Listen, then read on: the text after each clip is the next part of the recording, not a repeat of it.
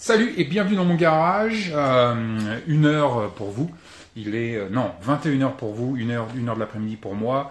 Vendredi, c'est le live du vendredi. J'espère que vous allez bien.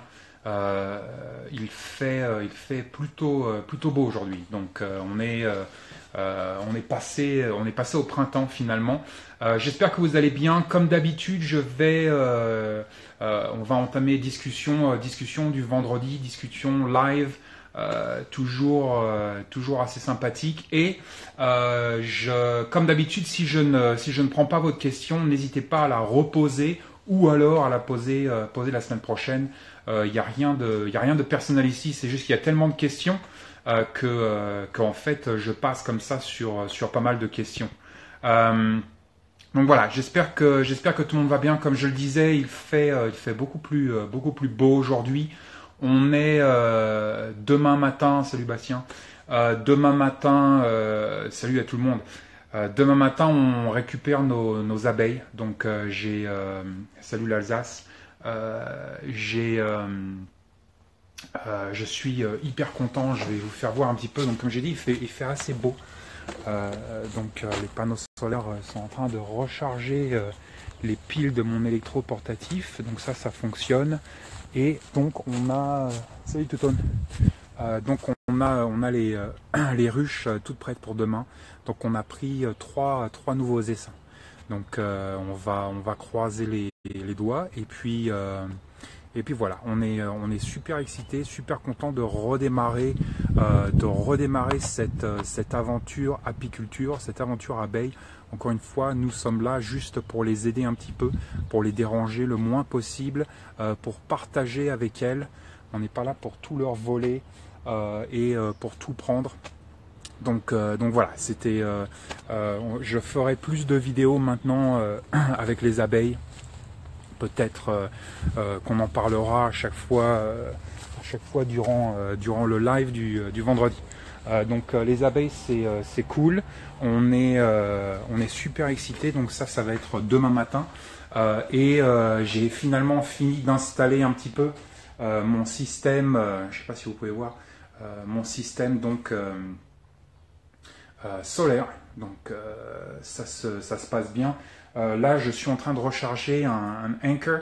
Si vous cherchez un modèle de chargeur portatif pour votre téléphone portable, nos téléphones portables aujourd'hui sont absolument fantastiques. C'est un outil survivaliste excellent, mais il consomme énormément d'énergie et donc j'ai toujours avec moi en EDC une batterie portable. Celle-là me donne environ 4 ou 5 ou peut-être même 6 recharges pour mon téléphone. Donc vraiment un outil pour moi en EDC absolument fantastique. Et donc je le recharge par exemple avec mes panneaux solaires.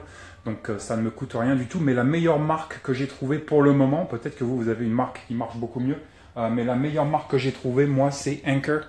Donc Anker pour vous, A-N-K-E-R.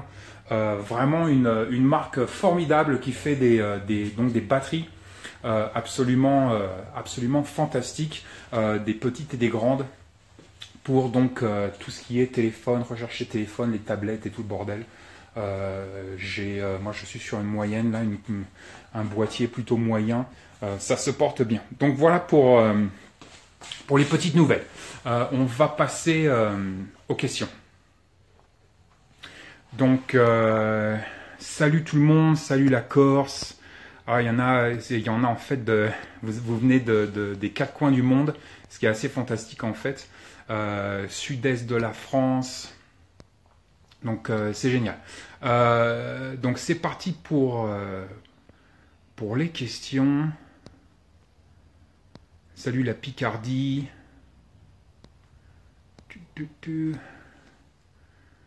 Hop, je vais repartir. Là.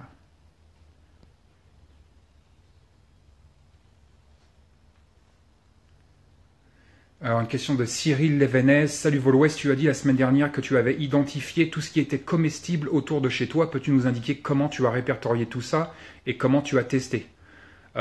Tester, des mûres, c'est des mûres. Des poires, c'est des poires, des pommes, c'est des pommes. Donc, il n'y a pas réellement à tester. Après, il y a quelques trucs un petit peu plus exotiques, mais après, faut savoir ce qui pousse par chez nous. Et après, comment j'ai répertorié tout simplement sur carte et papier. Donc stylo, papier et carte. Tu peux prendre une carte, tu peux faire par exemple une petite légende avec, j'en sais rien, moi un petit point vert et tous les petits points verts c'est quelque chose de comestible. Tu peux mettre un numéro à côté. Petit point vert plus 2, ça veut dire poirier. Petit point vert plus 3, ça veut dire pommier et ainsi de suite. Donc chacun aura sa méthode ici. Moi je suis pas trop là pour que vous calquiez mes méthodes.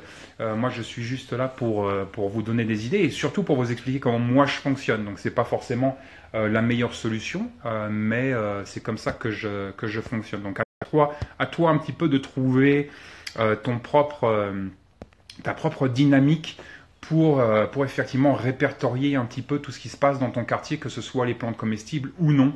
Je pense que c'est toujours intéressant, surtout pour nous en plus, nous vu qu'on fait des abeilles, les abeilles vont aller butiner 2-3 km à la ronde, donc pour nous c'est super important de savoir un petit peu ce qui se passe, Salut le Calvados.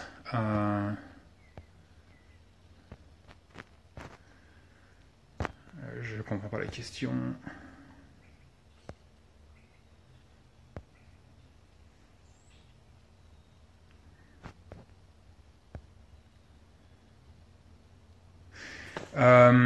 Question de Brandon Beautour.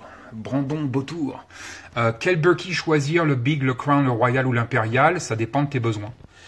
Donc Berkey a des tailles différentes selon nos besoins. Donc si par exemple, j'en sais rien, vous êtes que 2 à la maison, le Big va suffire. Si vous êtes 4 à la maison, je passerai sur du Royal et ainsi de suite.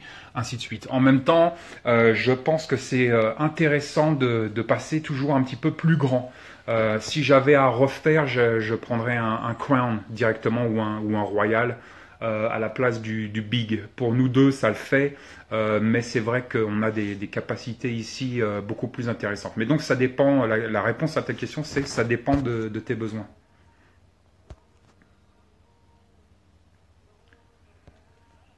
Tu penses quoi, question de Villaroya, tu penses quoi de la Corse comme zone géographique? C'est l'endroit parfait? Non. Bon, la question est chambrée. La question est chambrée parce que j'imagine que tu vis déjà en Corse.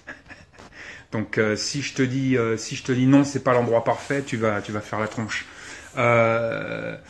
Tout endroit a ses positifs et ses négatifs, c'est ce que je dis toujours. La Corse a des points positifs et la Corse a des points négatifs. Pour les points négatifs, déjà c'est une île et les points positifs, c'est une île. Donc à vous de faire ce travail un petit peu, de voir si ces endroits-là vous correspondent, si ces environnements vous correspondent, si ces climats vous correspondent et ainsi de suite. J'aime beaucoup la Corse, j'y suis allé 2 ou 3 fois.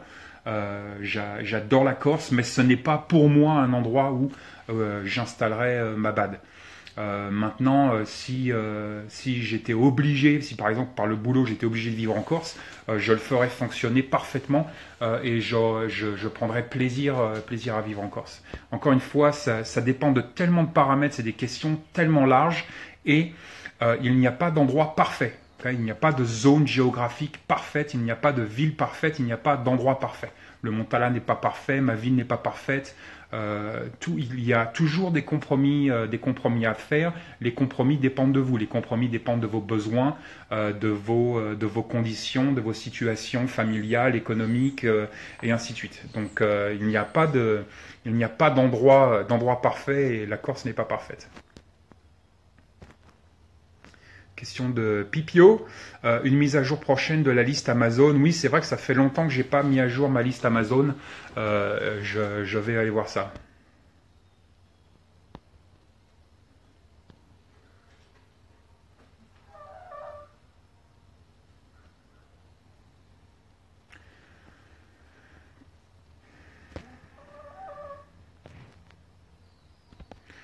Salut la Sicile. Question de... Tiens, Toutone, tu veux prendre la question? Question de Alexis Lanoy, ou Lanois, c'est un couteau papillon géant derrière. Oui, effectivement, c'est un couteau papillon géant derrière, ramené des Philippines par mon beau-père. What's up, Touton? Touton est super contente parce qu'il fait super beau, et donc ça creuse, c'est la chasse à vers à mort.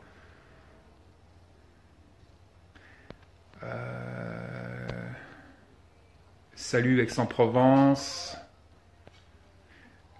Question de Lisa Balkan, récoltes-tu la propolis de tes ruches? Non, je ne récolte pas la propolis. J'essaye de récolter le moins possible. On essaye de récolter le moins possible. On va partager le miel avec elle, mais c'est tout. Je ne vais pas aller plus loin. Je sais que des gens vont beaucoup plus loin en effectivement rattrapant le propolis ou même le pollen, de mettre des pièges à pollen à l'entrée. C'est pas mon truc. J'essaye de les déranger le moins possible.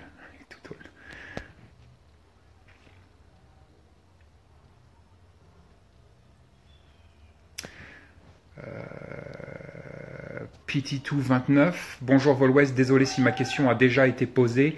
Je voulais savoir quel est le meilleur conditionnement pour les graines. Je suis pas sûr de comprendre la question. Conditionnement, c'est quoi? C'est l'emballage, c'est l'emballé. Comme d'habitude, tout ce qui est truc comme ça, à l'abri du soleil, à l'abri de la chaleur. Donc une boîte. Moi j'ai une boîte de mun en fait, une boîte de munitions. Salut Duton. Et donc voilà, mais à l'abri de la lumière et à l'abri de la chaleur. Salut Phil, dis bonjour aux filles.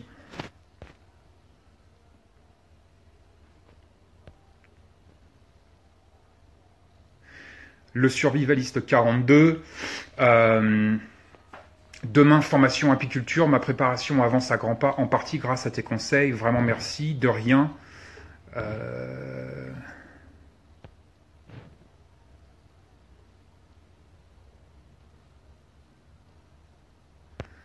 Question de Aurel Sil. Salut, que stockes-tu pour le troc?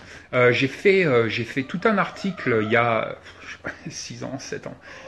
Sur le troc avec toute la liste de ce qu'on a pour le troc. Le troc est toujours une sphère assez intéressante. On a énormément de retours en fait d'expériences d'endroits un petit peu chaud où on a du troc actif. Ça peut être par exemple dans certains pays d'Afrique où on a énormément de troc basé sur les médicaments par exemple, ou les matières premières. On a eu énormément de troc durant des ruptures de la normalité ou des effondrements comme par exemple l'effondrement de l'économie en Argentine. Salut les filles. Ou les effondrements de l'économie en Argentine, la Yougoslavie bien évidemment. J'ai fait plusieurs articles, il y a plusieurs articles sur le blog, il y en a un dédié au troc pour sûr, et après j'ai fait quelques articles sur la Bosnie, sur la Yougoslavie, tout ça, où effectivement les mecs parlent énormément de troc et des choses qui peuvent être très intéressantes à troquer. Et donc c'est sur ces retours d'expérience en fait que j'ai basé moi mon kit, mon matériel de troc. Généralement, on va essayer avec le troc de rester sur des choses qui sont périssables, comme par exemple à Cuba. Les journalistes, par exemple, qui allaient à Cuba il y a 10-20 ans, les mecs en fait leur demandaient toujours les mêmes choses. Ils demandaient pas d'argent nécessairement, mais ils demandaient des piles. Donc tout ce qui est piles, super important de nos jours. Ça tombe bien, ça prend pas de place, c'est facile à stocker. Donc moi je stocke énormément de piles, AA, AAA, 9 volts. Et après, effectivement, les briquets, les allumettes. Il faut savoir que dans les pays sous-développés, une famille type en Afrique va utiliser jusqu'à 500 allumettes par mois.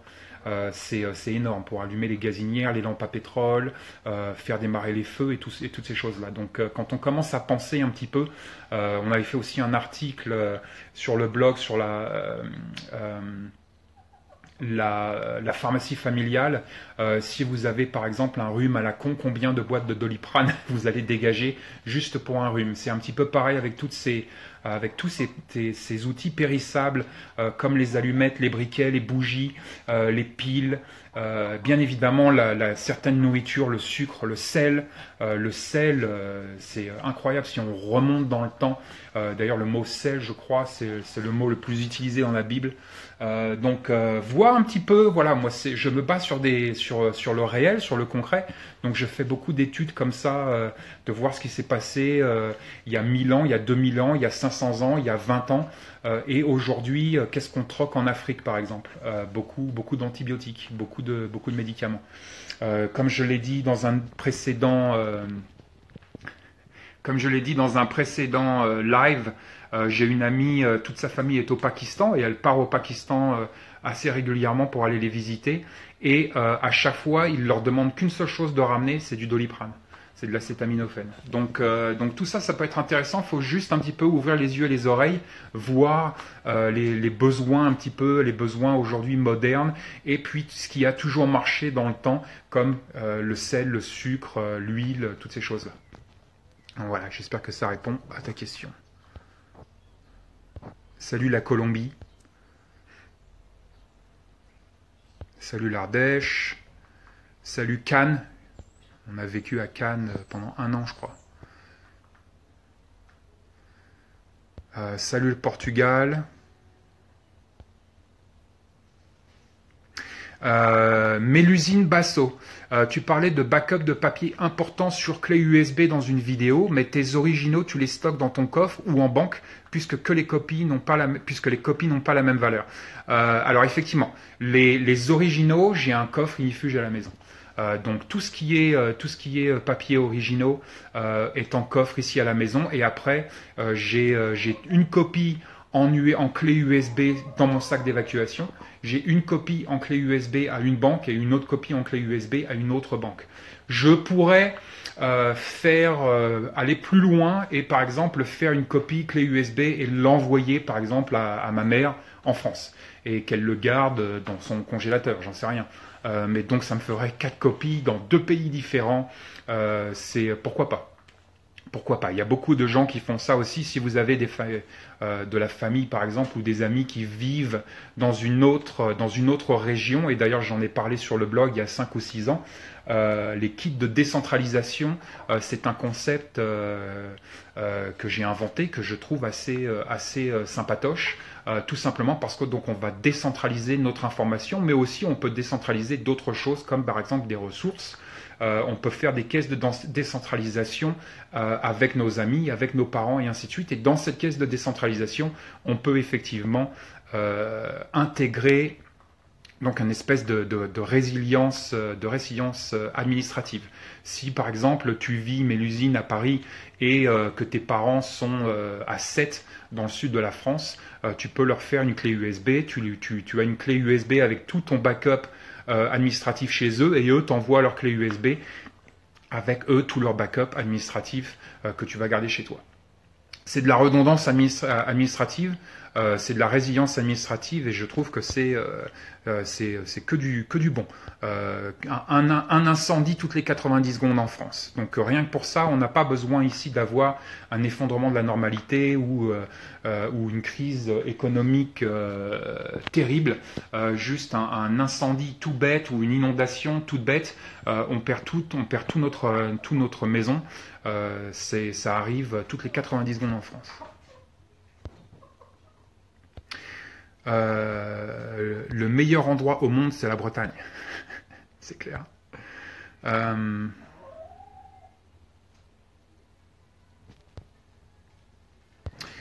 Donc j'ai répondu 150 fois.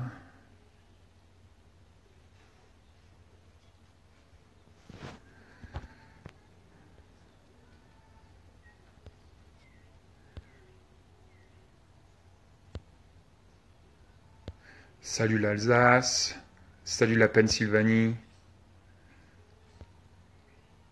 salut le Béarn. Pense à me filer ton adresse. Béarn. Ah oui, mais il faut que tu me contactes. faut que tu me contactes en privé sur Instagram. Comme ça, je pourrais t'envoyer mon adresse.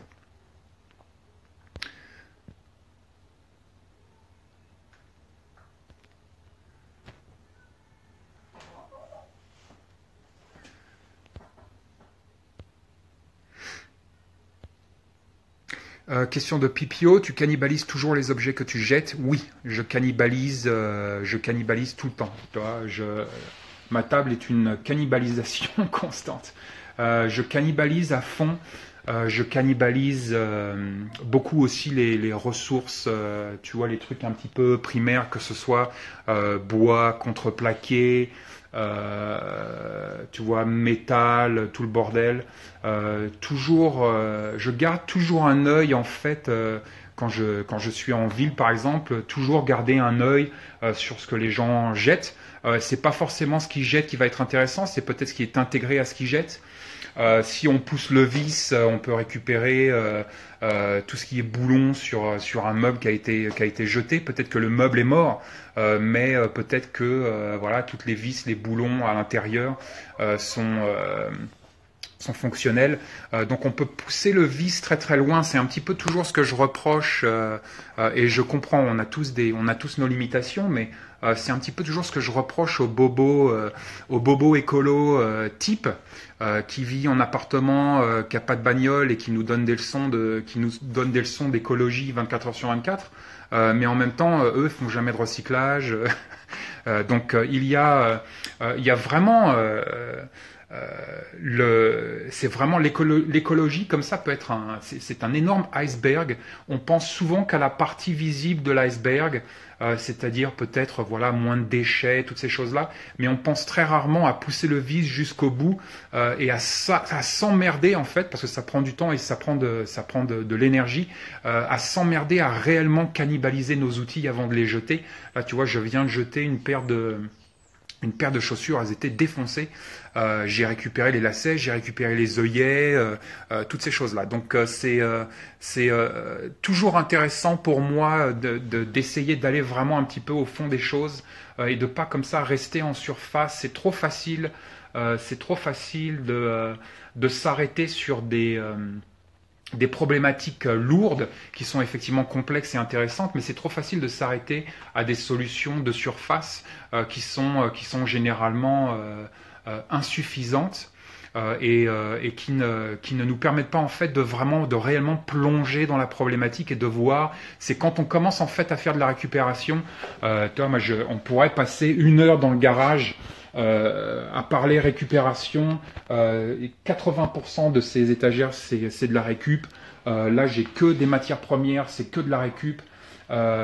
C'est assez intéressant en fait de voir ce qu'on peut faire avec des matériaux de récupération et de voir à quel point en fait on est dépendant d'un système qui nous pousse à la consommation, mais pas forcément que la consommation, qui nous pousse aussi au rejet, aux déchets, à l'ultra-consumérisme qui est vraiment ultra nocif, mais c'est pour ça que j'intègre cette idée, j'intègre cette notion de récupération et de cannibalisation. En plus de ça, comme je l'ai dit, moi je transforme un petit peu tout. J'aime transformer tout parce que j'aime m'approprier les choses, j'aime comprendre comment ça fonctionne. Donc pour moi c'est toujours intéressant de m'approprier les choses et donc de les customiser. J'aurais pu par exemple avec mon système solaire acheter un système solaire en kit déjà tout fait, mais j'ai préféré acheter un système solaire. En fait j'ai acheté chaque partie séparément pour vraiment me plonger dedans, voir ce qui marche, ce qui marche pas, ce qui marche pour moi. Encore une fois, ce qui marche pour moi ne va pas forcément marcher pour vous. Je suis pas en train de dire il faut le faire comme je le fais. Tu vois là, toute cette boîte là, c'est que par exemple que de la récup de boulons, de pièces de vélo, des conneries comme ça. Les gens jettent un vélo, même si c'est un vélo de gosse, tu vas pas le récupérer pour l'utiliser. C'est un vélo avec 3 roues, c'est le bordel. Mais tu peux récupérer la chaîne, tu peux récupérer les câbles, tu peux récupérer les boulons, tu peux récupérer les freins, toutes ces choses-là qui peuvent servir à peut-être par la suite te construire toi-même ton vélo. Et non seulement là, tu vas avoir fait un acte écologique assez fantastique en fait, parce que tu vas avoir réduit non seulement ta consommation parce que tu n'as pas acheté de vélo, mais en plus ce que tu génères en déchets, puisque tu vas cannibaliser un déchet, mais en plus tu vas ici renforcer tes savoir-faire, tes connaissances, ton travail manuel, toutes ces choses-là. Donc il y a plein de côtés positifs en fait à cette histoire de cannibalisation. Ça va beaucoup plus loin que juste oh tiens je jette j'en sais rien moi, je jette une scie perceuse, je vais récupérer la prise. Ça va beaucoup plus loin que ça.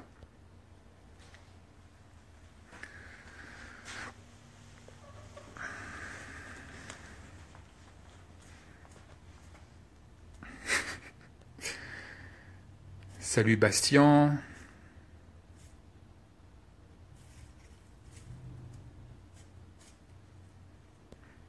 J'ai déjà répondu 150 fois.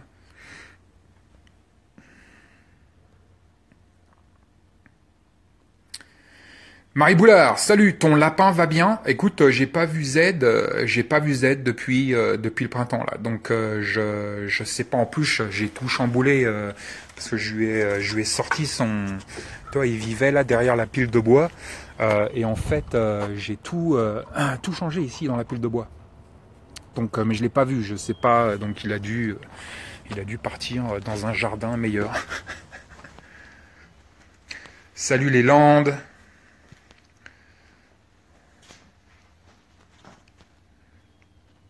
Salut le Val-de-Marne.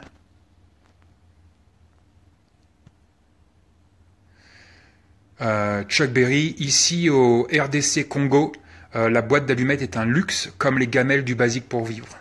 Exactement. Salut l'Oise, je connais bien l'Oise, Pontoise, Oni, Cergy.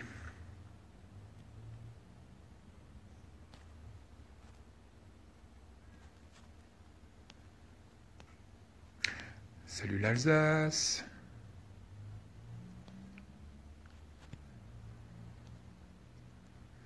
Mais l'usine, tu vois, j'ai eu le nez.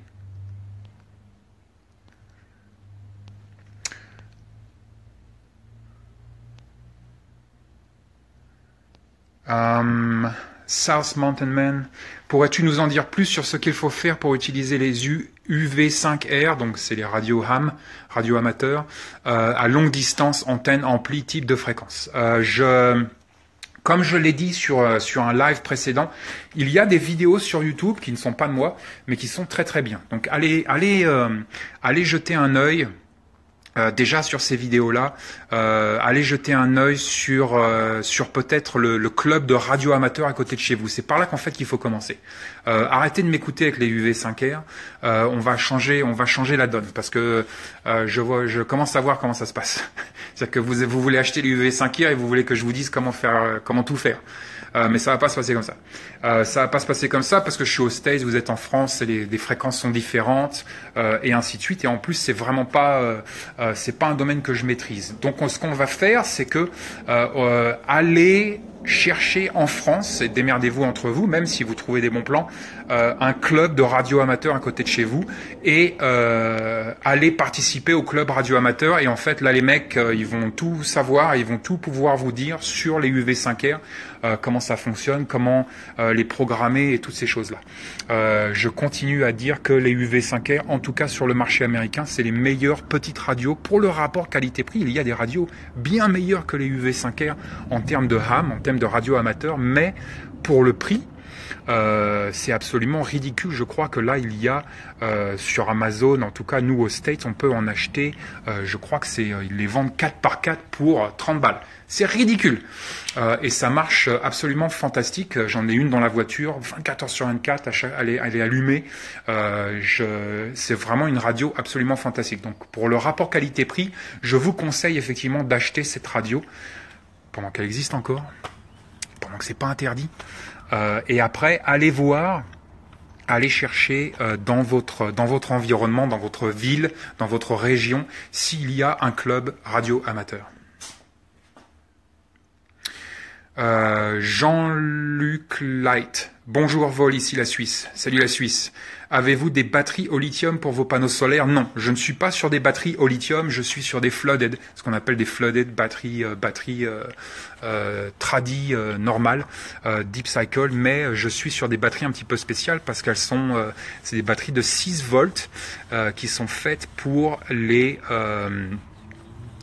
petites voitures électriques de golf. Donc quand tu vas sur un terrain de golf, il y a les petites voitures électriques là. Elles marchent toutes sur des batteries spéciales et ces batteries spéciales sont 6 volts flooded.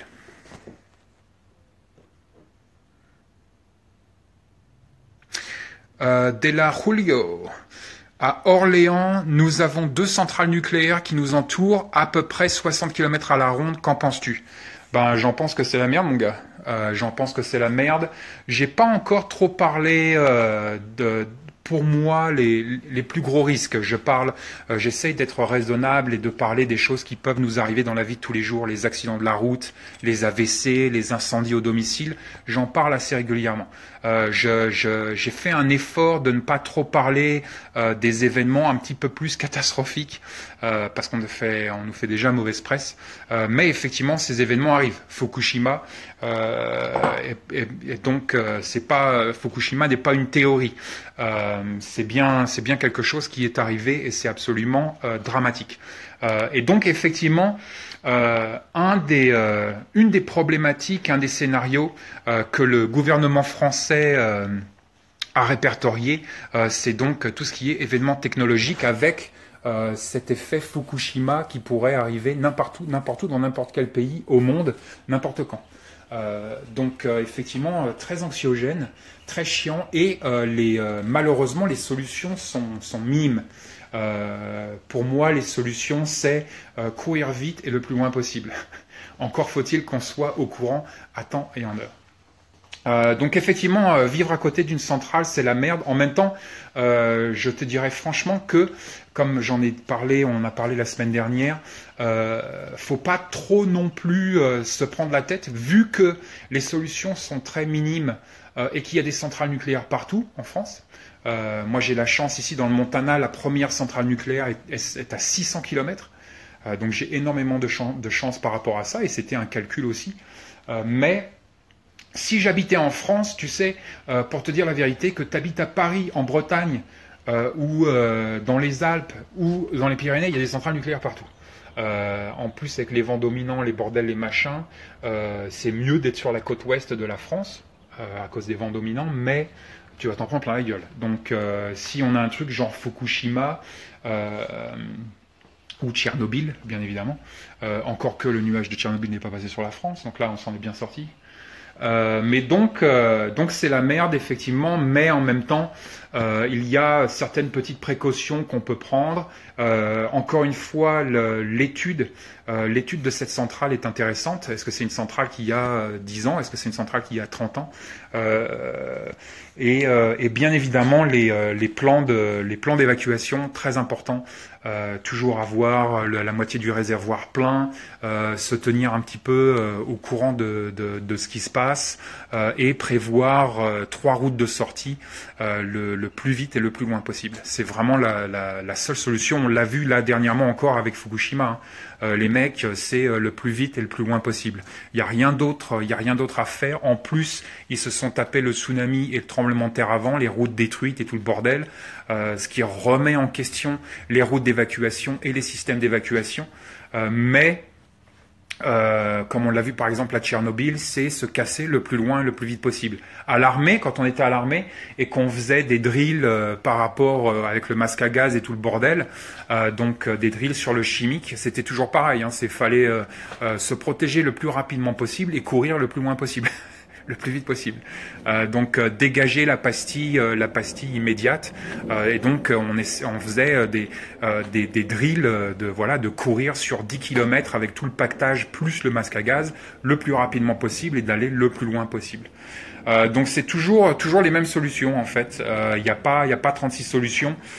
Et c'est vrai que c'est un sujet hyper anxiogène. Donc ça, c'est vraiment le premier gros truc, moi, que je vois, qui est hyper anxiogène, c'est effectivement la centrale qui nous fait un coup de calgonite, que ce soit une centrale aux States, en Amérique du Sud, en Europe, peu importe. Le deuxième gros truc aujourd'hui, et on en parle de plus en plus, c'est bien évidemment tout ce qui concerne les attaques cyber, les attaques par exemple au travers d'Internet. Vu qu'on est tellement devenu dépendant d'Internet aujourd'hui, alors ça y va, hein, les systèmes bancaires, tout le monde est sur Internet. On est des malades, on est vraiment des malades. Moi, j'ai rien sur Internet, ils peuvent aller se faire enculer. Je ne mettrai jamais mon compte en banque relié à Internet. Mais donc, vu qu'on est hyper vulnérable, hyper branché, c'est une probabilité qui reste intéressante, c'est-à-dire l'effondrement, que ce soit un acte volontaire ou non, mais l'effondrement donc de cette sphère Internet qui pourrait être absolument destructrice. Aujourd'hui, tout est contrôlé avec Internet, que ce soit déjà le système bancaire, donc ça créerait un effondrement économique immédiat. Mais aussi, voilà, j'en sais rien moi, les feux rouges du quartier, tout est relié à Internet aujourd'hui, donc ce serait vraiment la grosse merde. Le troisième est beaucoup moins drôle. Le troisième que je vois, et on en parle très rarement, mais c'est la pandémie. La pandémie, si on regarde l'histoire de l'humanité, on est sur trois choses qui sont toujours trois constantes. Ou constance, je sais pas comment vous voulez le dire. Moi j'aime bien constante parce que constance, je sais pas. On est sur trois constantes dans l'histoire de l'humanité, et c'est la guerre, la famine et la maladie. Donc on peut regarder, si on remonte des millénaires, on a ces trois constantes qui sont la guerre, la famine et la maladie. Généralement, les trois s'amusent les unes avec les autres, c'est-à-dire qu'une guerre, généralement, entame une famine commence une maladie, la maladie provoque la guerre. Donc voilà, c'est les trois sœurs terribles de notre histoire de l'humanité. Et donc, effectivement, la maladie, la pandémie, c'est un truc qui est pris très au sérieux par nos gouvernements, encore une fois à cause de la technologie, c'est-à-dire que un virus type il y a 100 ans avait énormément de mal à passer les frontières parce qu'on était encore à dos d'âne. Aujourd'hui, avec l'avion, on peut faire le tour du monde en 24 heures. Et donc un virus peut lui aussi faire le tour du monde en 24 heures.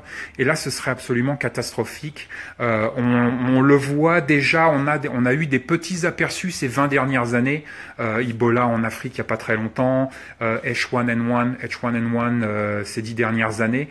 Donc on a des prémices comme ça qui nous annoncent en fait que c'est une possibilité et que cette possibilité est absolument effrayante, terrifiante.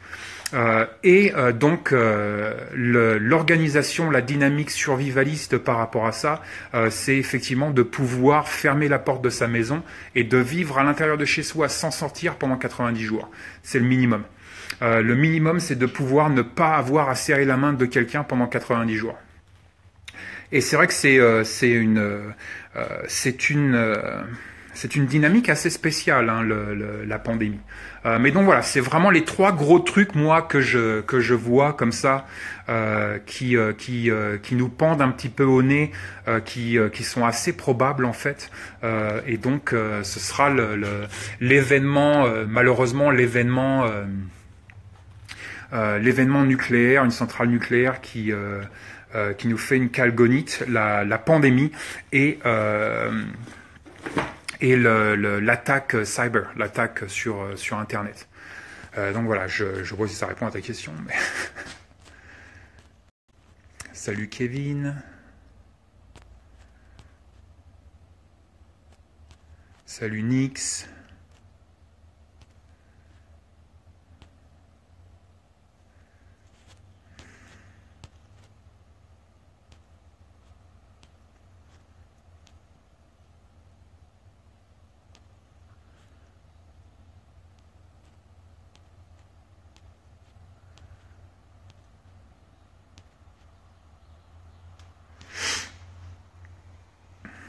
Je vais descendre jusqu'au bout.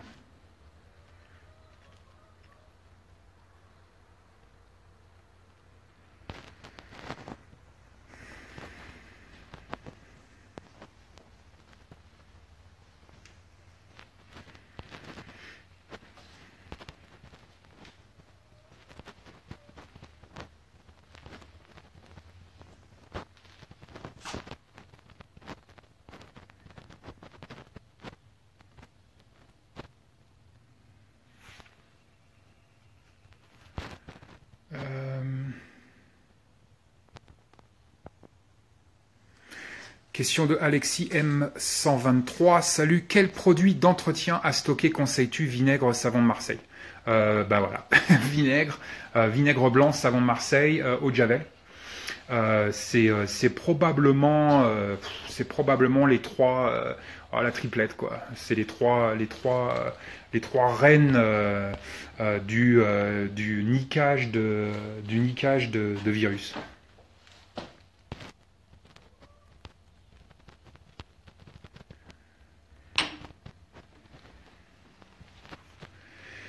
Sacha du Loiret, loisirs et survie. Quelle importance accorder aux loisirs en situation de survie et si oui, lesquels?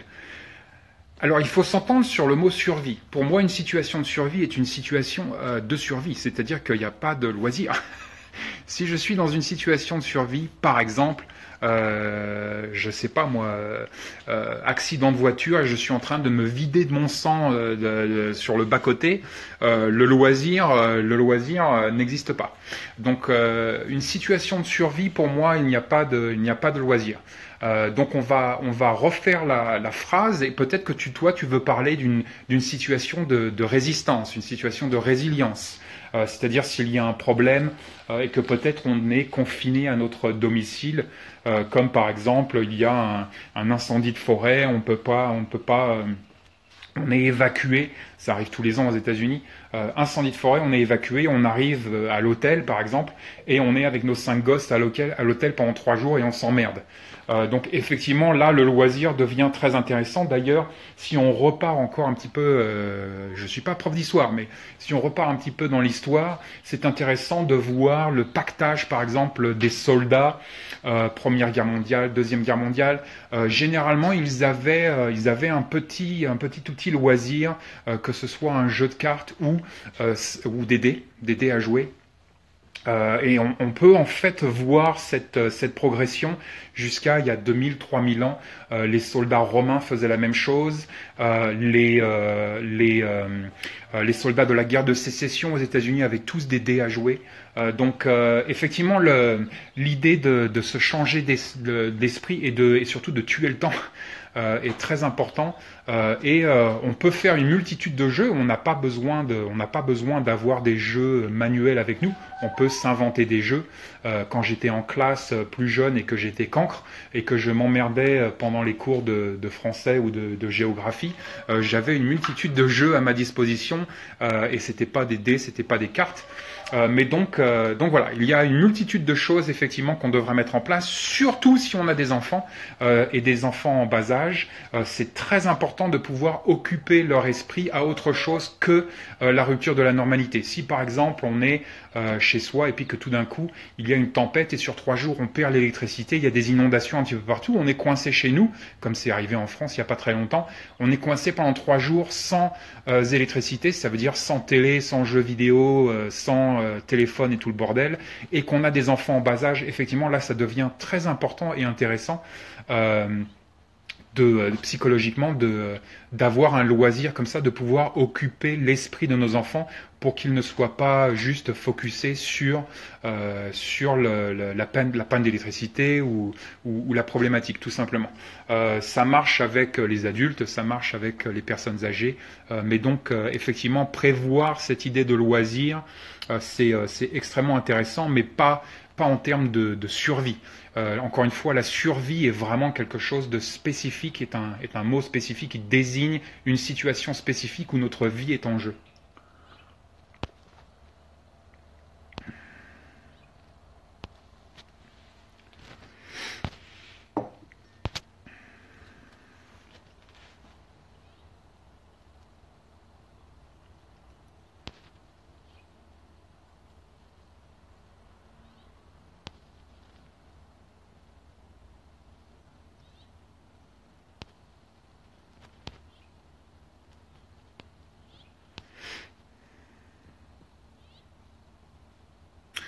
Question de Jufu90. Quelle serait ta source d'énergie si tu avais à en choisir une? gaz, pétrole, bois, solaire. Et bien justement, ce qui est intéressant, c'est de ne pas avoir à en choisir une. Ce qui est intéressant pour moi, c'est d'être le plus polyvalent possible, le plus résilient possible, le plus autonome possible, et donc c'est de ne pas mettre tous mes œufs dans le même panier. Moi, ce que j'ai choisi, en fait, j'en ai choisi 3 basiques. Je pense qu'on devrait tous se baser sur 3 solutions de résilience énergétique. On devrait tous se baser sur 3 solutions de résilience nutritive par rapport à la nourriture, 3 solutions de résilience hydrique, et ainsi de suite, et ainsi de suite. Donc toujours triplé. Moi, les solutions énergétiques que j'ai choisies, c'est prioritairement le propane, le solaire et le bois. Encore une fois, ça marche pour mon environnement. Peut-être que vous êtes dans un environnement où un de ces choix, une de ces énergies ne va pas du tout fonctionner. À savoir qu'il y a une énergie de base. L'énergie de base, c'est l'essence. L'énergie de base, c'est l'essence. Pourquoi? Parce que nos véhicules tournent à l'essence et que si on veut avoir une certaine mobilité et qu'on est dans une dynamique par exemple, de résilience absolue, on veut avoir une certaine mobilité parce que la mobilité peut nous donner des avantages certains par rapport à notre survie et à la survie de notre clan.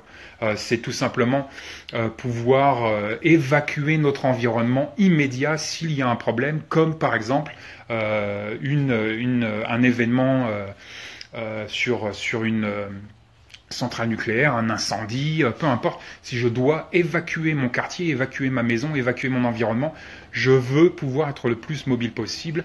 Aujourd'hui, jusqu'à présent, ce qui marche quand même vachement bien, c'est la bagnole. On peut foutre toute la famille dans la bagnole, le chat, le chien, le poisson rouge, et se casser. Donc l'essence, à la base, c'est vraiment quelque chose qui est incontournable aujourd'hui. On l'a vu avec l'ouragan Sandy à New York, la première chose qui a dégagé, c'est l'essence. La première chose que les gens ont voulu, c'était de l'essence. C'est pas les clopes, c'est pas les vélos, c'est pas les lapins, c'est pas j'en sais rien quoi, c'est de l'essence. Les gens ont voulu de l'essence. En deuxième lieu, les gens ont voulu pouvoir recharger leur téléphone portable. Donc pensez à ces choses-là. Restez simple, restez pragmatique et réaliste. Qu'est-ce que dans une situation d'urgence, comme on le voit tous les ans, donc on a des situations d'urgence vraiment qui vont de A à Z. Ça passe par des guerres comme en Syrie en ce moment. Ça passe par des environnements absolument dégradés comme en Afrique en ce moment. Ça passe par des événements personnels comme peut-être des inondations, des incendies, toutes ces choses-là. Donc de quoi les gens ont besoin dans ces situations-là? Est-ce que ces 20 dernières années, les gens ont eu besoin, j'en sais rien moi, d'une radio solaire qui fait le café? Non. Donc on est toujours sur les mêmes besoins et l'essence en fait partie. L'essence, le cash, le liquide, vous y pensez jamais, mais putain, le liquide quoi, le liquide c'est roi. Surtout dans une situation où il n'y a plus d'électricité, vous ne pouvez plus aller au distributeur automatique, le liquide c'est absolument roi. Donc le liquide, l'essence, tout ça c'est des valeurs nucléaires par rapport à nos survies aujourd'hui.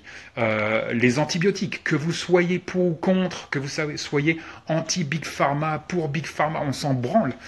Il y a des choses qu'on a.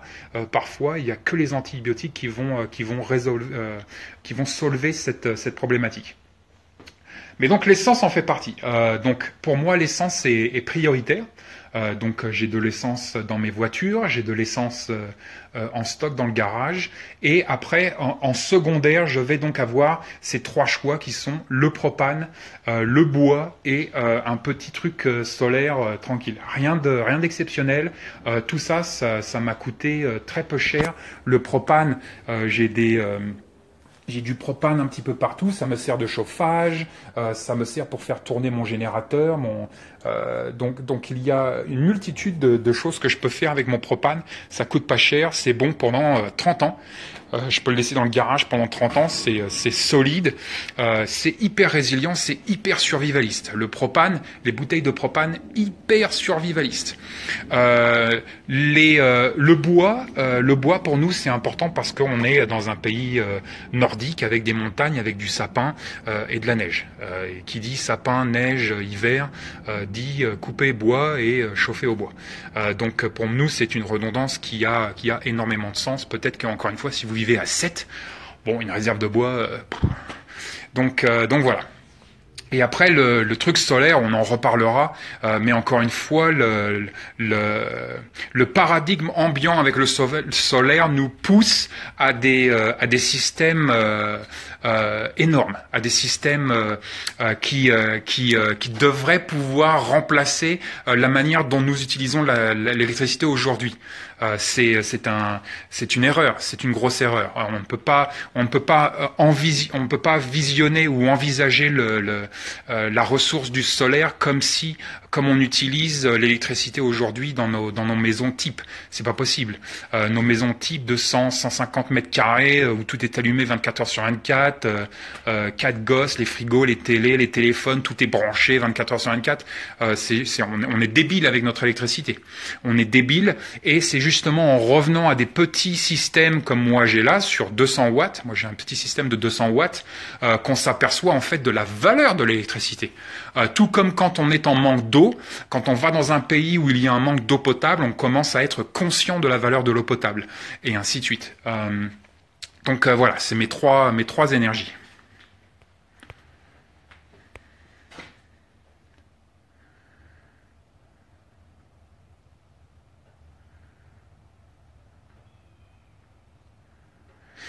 Mélusine Basso, le liquide est utile en cas de coupure temporaire pas permanente. C'est quand la dernière fois qu'on a eu une coupure permanente dans l'histoire de l'humanité? Une coupure permanente de l'économie dans l'histoire de l'humanité? Jamais, ça ne s'est jamais fait, ça ne se verra jamais. Peut-être que effectivement ton argent à long terme, on a eu des effondrements de l'économie où l'argent est devenu nul à chier, pourri, ça ne servait plus à rien. Mais même dans ce cas-là, les 24 heures, les 24 premières heures, tu aurais pu acheter certaines choses avec cet argent, même s'il est complètement dévalué. Et après, on passe à autre chose. Cet argent peut être transitoire, mais quoi qu'il arrive, il y aura un fonctionnement économique, même si c'est sur l'échelle du troc, même si c'est sur l'échelle à court terme d'un truc complètement bizarre, comme par exemple, j'en sais rien, les briques à bic, mais on sera toujours dans une dynamique économique, quoi qu'il arrive. La coupure permanente, en fait, la coupure permanente n'a jamais existé et n'existera jamais. Salut la Nouvelle-Calédonie. Salut citoyens prévoyants.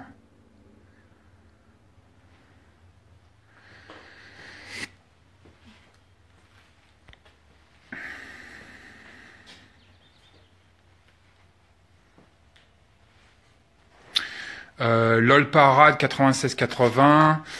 Bonjour Volwes, que penses-tu de la plateforme AR15 pour le survivalisme? Le survivalisme, encore une fois, ça ne veut rien dire. J'ai fait tout un article sur le sujet sur le blog. Question de No Man's Land. Entends-tu souvent la phrase le jour où il y a un problème, je viens chez toi. Comment réagir?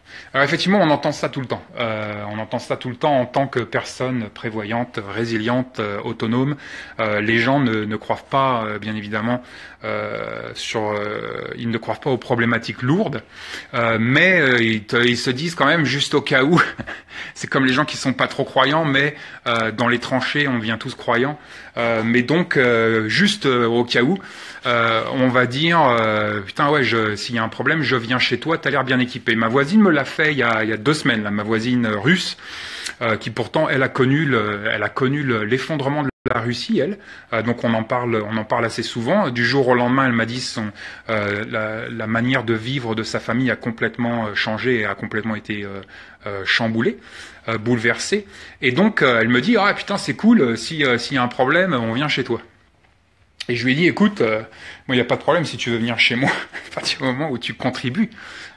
Donc c'est toujours, faut pas le prendre trop au sérieux. Faut juste comprendre que quand les gens disent ça, ça veut dire quand même qu'ils ont intégré qu'il peut y avoir un problème. Donc déjà, c'est un petit côté positif. Et ça veut dire quand même qu'ils expriment leur désir de survivre. C'est mieux que, oh, si un jour il y a un problème, je me tire une balle. Okay. Là au moins on est sur si un jour il y a un problème, putain moi je suis con mais toi t'es pas trop con, je viens chez toi. Donc il y a quand même un désir ici, il y a quand même une intention de vouloir être un minimum résilient. Et donc c'est après à toi ou donc à moi de faire un programme d'éducation par rapport à cette personne en lui disant mais t'es con. Viens pas chez moi parce que moi je vais te faire chier, je suis un gros connard. Moi je suis pas sympathique le matin au réveil par exemple. Tu m'as pas vu le matin au réveil. Et donc de faire un programme d'éducation pour cette personne-là en directement ou indirectement renforçant sa résilience. Et donc aujourd'hui, par exemple, elle a des abeilles, elle a des ruches, elle a vu nos abeilles, elle a vu nos ruches, hop, elle a commencé les abeilles et les ruches. Petit à petit, on va lui faire un jardin, petit à petit, elle va avoir des lampes torches partout, et elle va avoir un générateur, et ainsi de suite, et ainsi de suite. C'est à toi de faire le boulot, en fait. Si tu as envie de faire le boulot, si t'en as rien à foutre et que c'est quelqu'un, tu t'en branles, tu lui dis, ouais, j'en ai rien à foutre, le jour où tu viens chez moi, je te bute, et puis c'est terminé. Tu passes à autre chose, tu passes pour un gros bouffon, un gros connard, et puis les gens ne te parlent plus. Ça dépend où on veut mettre un petit peu nos billes avec les gens. Ça dépend si on veut dépenser de l'énergie et du temps avec cette personne, si cette personne est intéressante pour nous, importante pour nous, si c'est nos parents, nos familles, et ainsi de suite. Donc si cette personne est intéressante, c'est à toi d'être plus malin et c'est à toi de construire sa résilience. Directement ou indirectement, j'en ai souvent parlé sur le blog, comme par exemple, je vais te donner un exemple concret. Tu as quelqu'un dans ta famille, j'en sais rien, par exemple ta mère, qui n'est pas du tout sur le plan, sur la dynamique survivaliste, qui n'en a rien à foutre, mais par exemple, elle adore la cuisine. Ah bah si t'es pas trop con, tu fais un programme de résilience et d'autonomie alimentaire qui est tablé sur son intérêt pour la cuisine et tu lui offres par exemple à Noël des cours de cuisine, mais des cours de cuisine dans les bois. Ça se fait aujourd'hui, les mecs ils font les cuistots dans les bois au coin du feu. Ou alors tu lui fais un programme alimentaire, tu vas lui faire visiter, j'en sais rien moi, des châteaux pour lui faire voir comment ils faisaient la cuisine il y a 200 ans au feu de bois. Tu vois ce que je veux dire ?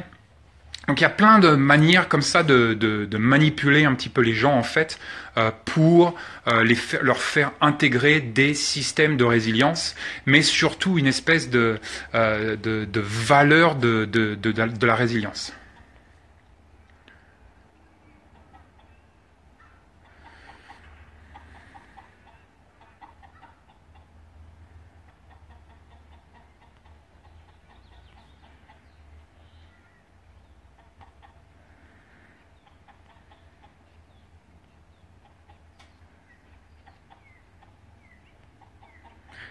Pierre Champagne, c'est l'enfer. Hein.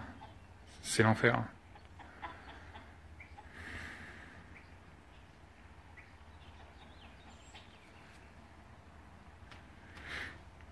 Mais l'usine, on est d'accord.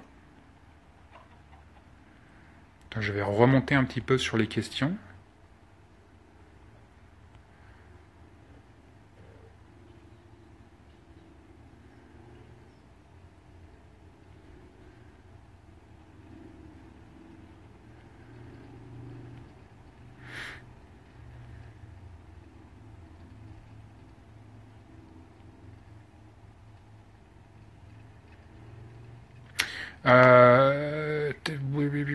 Tech survie.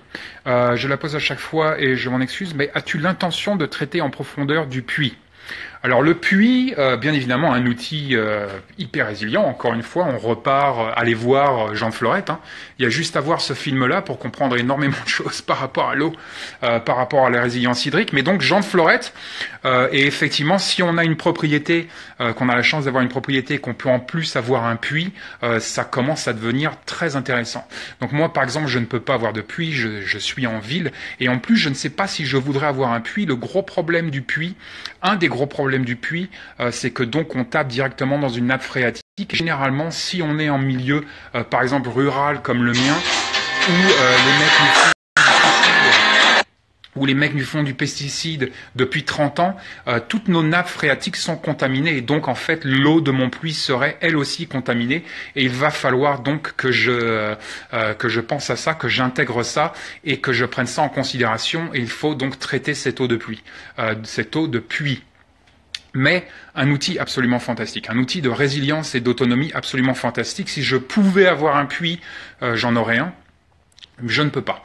Donc voilà, on reparlera du puits. Il ne me reste plus que 20 secondes. Prenez soin de vous, soyez résilients, autonomes, prévoyants, tranquilles. Il n'y a pas c'est pas la peine d'être hyper anxiogène ici. Et on se revoit la semaine prochaine. Peut-être que la semaine prochaine, on fera un petit tour de jardin. Tout commence à pousser, tout commence à arriver ici. Prenez soin de vous et stay safe.